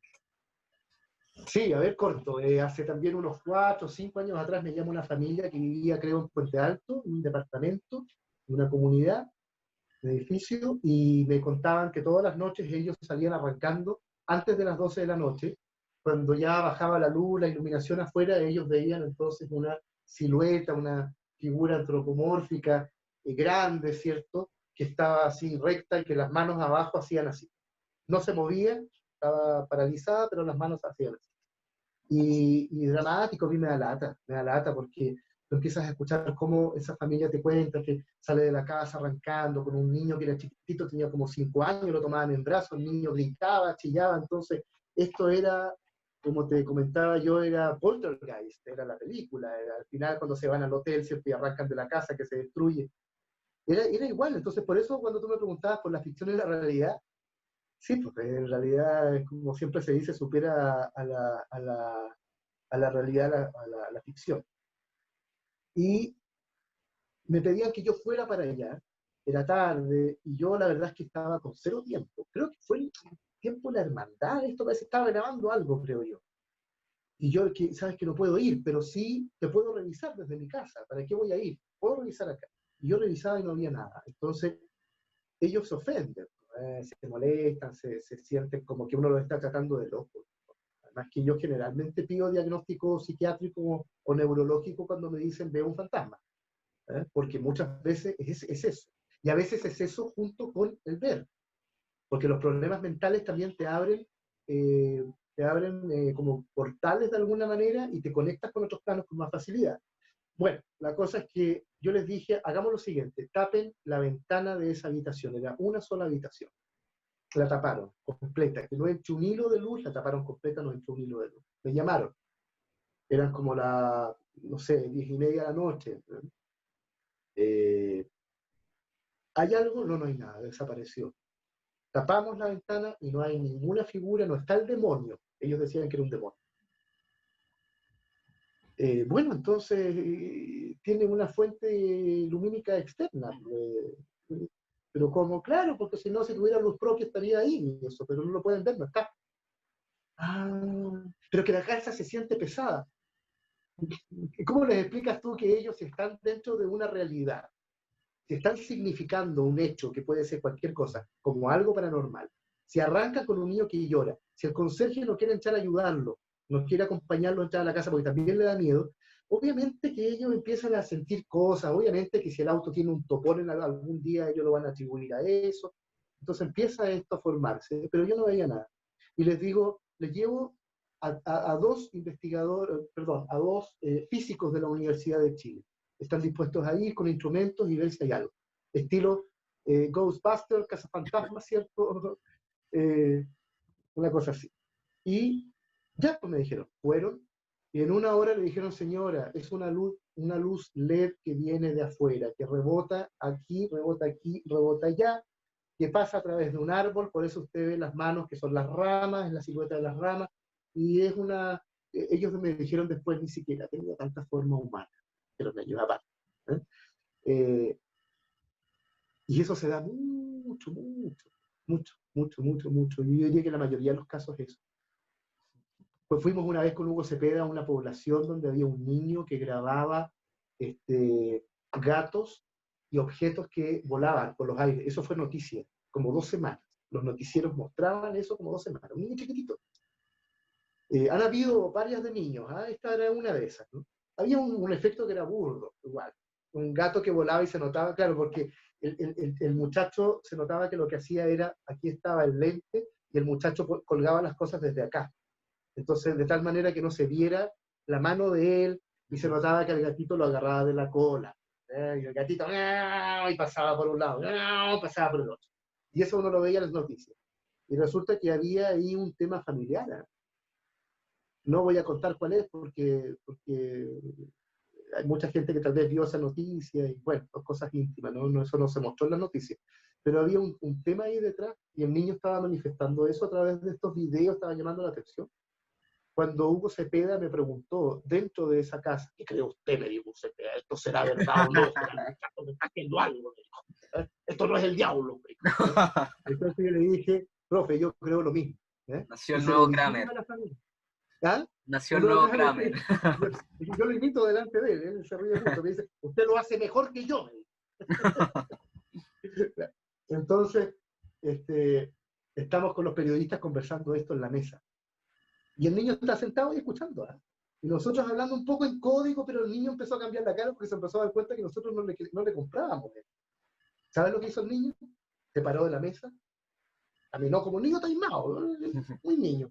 Caminó, fue a su habitación y de pronto se escuchó un crash.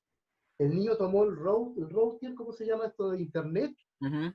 Y lo golpeó contra la muralla. Pero cuando nosotros escuchamos el ruido, al mirar, el niño estaba parado frente al objeto.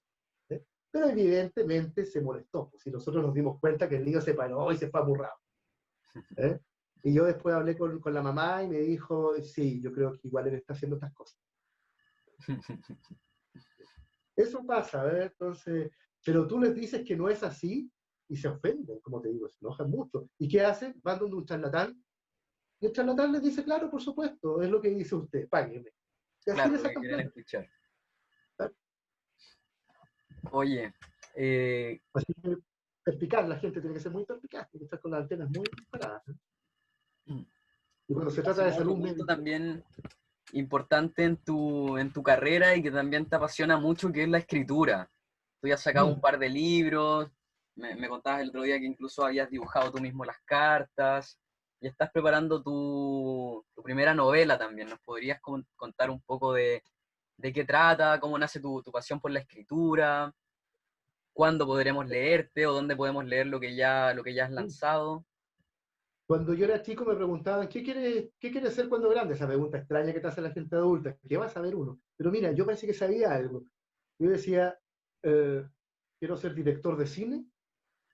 No era actor, era director de cine. Quiero ser exorcista, porque había visto la película, lo único que quería era ser un exorcista.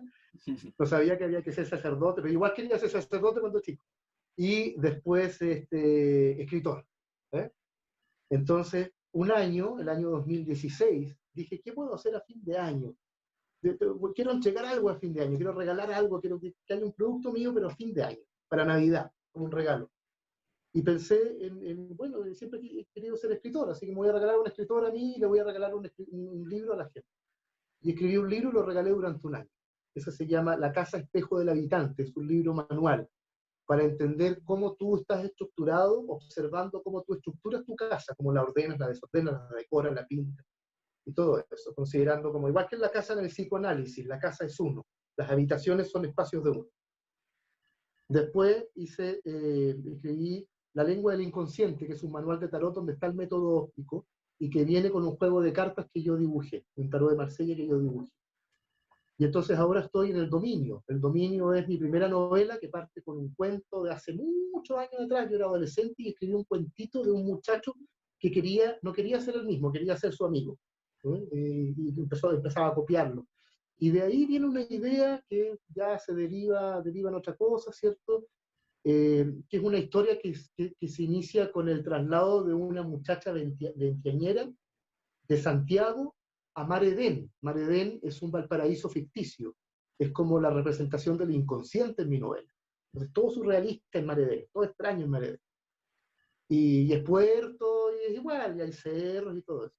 Entonces ella se traslada porque quiere estudiar ilustración, pero cuando llega allá tiene una sola amiga, ¿sí? Parte con una amiga que ya conocía de antes, y ella es muy insegura esta muchacha, entonces cuando llega allá empieza con unos síntomas raros, y esos síntomas son muy similares a los síntomas de una posesión, de la clásica posesión demoníaca, ¿vale? Que describe la Iglesia Católica.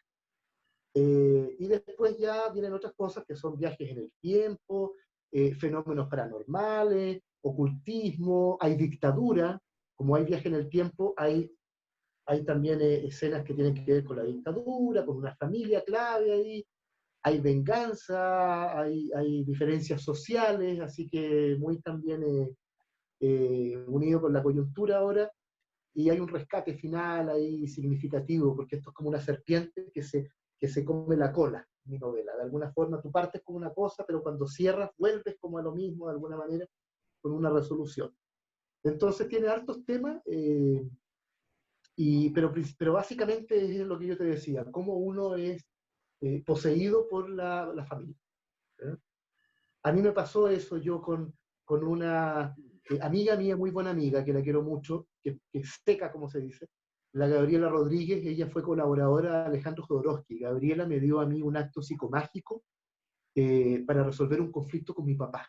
Y fíjate que en el acto yo tengo que cumplir con unas balas que mi abuelo le ofreció a mi papá. Cuando yo nací, en el momento en que yo estoy naciendo, mi abuelo a mi papá lo amenaza por un duelo que se produce entre dos hombres. Mi papá se lleva a la que era su mujer, mi madre, se la quita a mi abuelo lo ve así, esto de la perspectiva de mi abuelo. Mi abuelo, que siempre fue súper choro, ¿no? Medio cobarde, pero era muy choro al mismo tiempo, me dijo, si a mi hija le pasa algo, yo a usted lo mato. ¿Eh?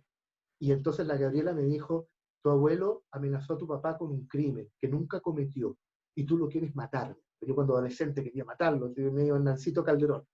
No tan antisocial, no con rasgos psicopáticos, pero era como un conflicto que tenía yo. Y la Gabriela, ya más grande, me dijo, libérate de ese conflicto. Pues me dijo, mata a tu papá, ¿cuál es el problema? Me dijo. Y dije, me está autorizando a matar a mi padre, ¿no? Una mujer adulta ya, ¿no? Que sabe de estos temas.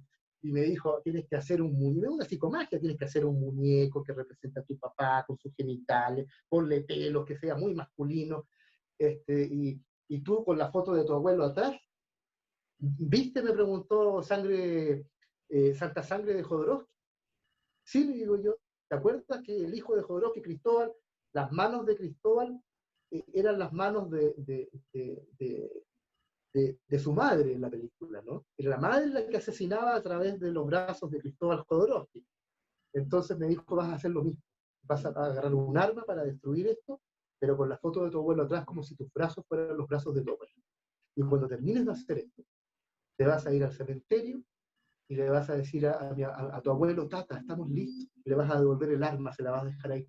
Ya matamos a mi papá, podemos descansar, el crimen se cumplió, ahora me libero, voy a hacer mi vida, ya cumplí con él, chao, gracias. Y ahí parte un capítulo de mi vida increíble, después de eso. Así se producen las sanaciones.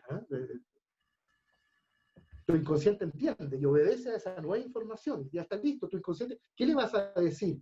Es malo matar. Si el inconsciente es el inconsciente, es surrealista, no tiene idea, no hace distinción de ficción y realidad, no tiene moral. Es como Don Diablo de Miguel Bosé, cuando dice, no tiene moral y es difícil de atrapar. Para mí Miguel Bosé describe al inconsciente, que se esconde en los cajones, que tú no sabes qué información es la que tiene, que tienes automatismo, porque si me dices que soy flaco, capaz que reaccione mal, porque vengo de un automatismo.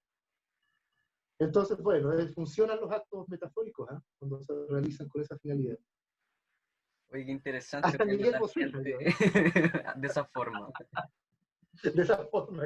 Después de este capítulo, los cementerios llenos de muñecos vudú asesinados. Ese es otro fenómeno, ¿eh? ¿Tú has visto, te ha llevado César Parra a ver los entierros en el cementerio, los amarres y todas esas cosas? No. Está lleno. Tú recorres el cementerio y vas fijando en el suelo, en la puerta, cuando está cerrado, los brujos van y cuelgan todos sus trabajos que hacen.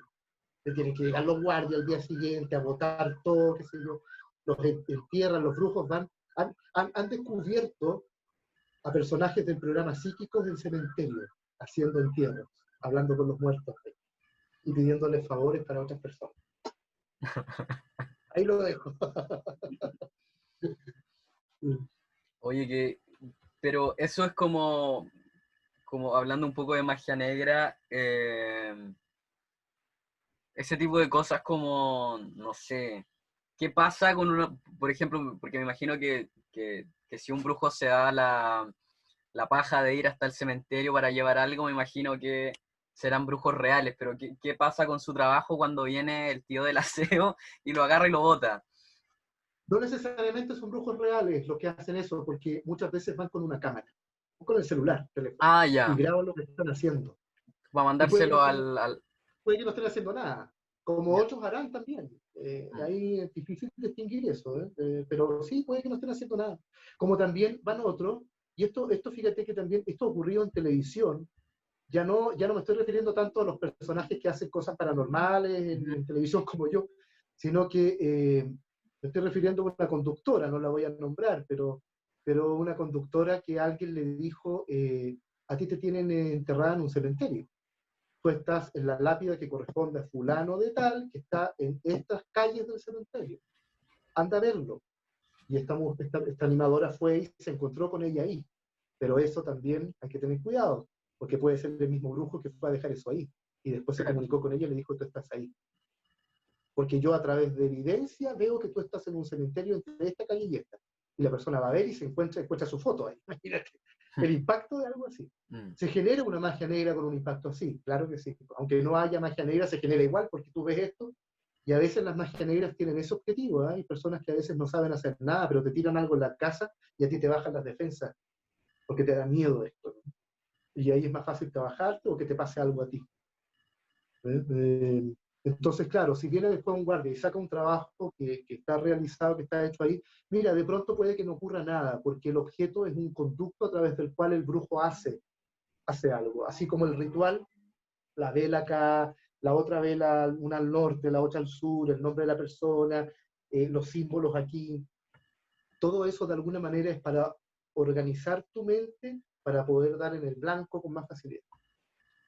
Eso es básicamente un ritual. Es como que tú le dieras a tu mente un mapa. A la energía le das un mapa para que recorra ese mapa y llegue a donde tiene que llegar. Entonces, claro, si los guardias botan esos objetos, sí, a veces puede que sin querer interfieran en el trabajo. Pero yo diría que en la mayoría de los casos, si el trabajo realmente está hecho en el plano astral. No está hecho en este plano. Entonces lo que se destruye es el conducto nomás, pero no es el trabajo en sí. Entiendo. Oye, y para finalizar, bueno, darte las gracias por el espacio, por haber conversado tan largo con nosotros, contarnos tu experiencia, tu amor por tu trabajo, por el cine, por lo que haces. Me gustaría también dejarte el espacio para que cuentes qué trabajo estás haciendo ahora en pandemia, dónde la gente se puede contactar contigo, dónde te puede encontrar en las redes sociales, etcétera. Súper. Sí, en pandemia yo me encerré feliz. Dije, qué rico, qué pena lo que está ocurriendo, pero qué bueno en lo personal para mí, ¿no? Entonces me compré una tablet, alcancé a comprarme una tablet, una última chupada del mate, yo que no soy tecnológico para nada, pero me animé porque dije, voy a dibujar mi tarot. De nuevo, ya lo dibujé como te digo, pero mis dibujos fueron al lápiz y tuvo que digitalizarlo un diseñador. Entonces quería tener la experiencia de yo dibujarlo directamente, porque yo dibujo aparte, igual hago mis dibujos aparte. Entonces dije, ya, bueno, con esta tablet. Y la verdad es que fue más fácil de lo que pensaba. El problema es que al mes me senté arriba del lápiz y lo rompí. Y ahí con la pandemia ya, olvídate, claro, me compré un lápiz universal que me costó carísimo, más caro que el lápiz original de la Samsung, de la tablet, y no me sirvió de mucho, y ahora hace una semana me llegó mi lápiz de nuevo, así que estoy feliz y retomando entonces mi tarot porque quiero hacerlo completo, quiero hacer los 78 arcanos. Estoy anunciando ya desde antenoche un taller de tarot con el método óptico, online, vía Zoom.